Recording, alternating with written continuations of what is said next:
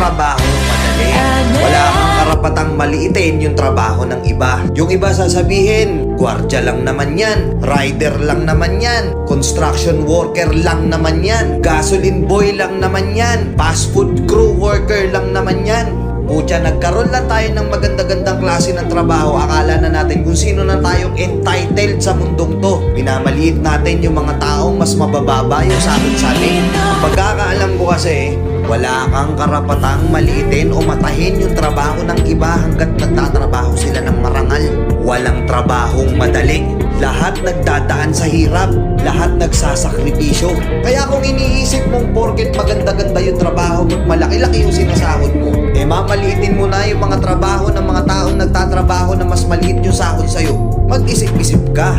Baka bawiin sa'yo yan. Baka biglang bumaliktad yung mundo at sila naman yung kumakas. Kahit anong trabaho mo, magpakumbaba ka pa rin. Bilog ang mundo, hindi palagi nasa taas ka.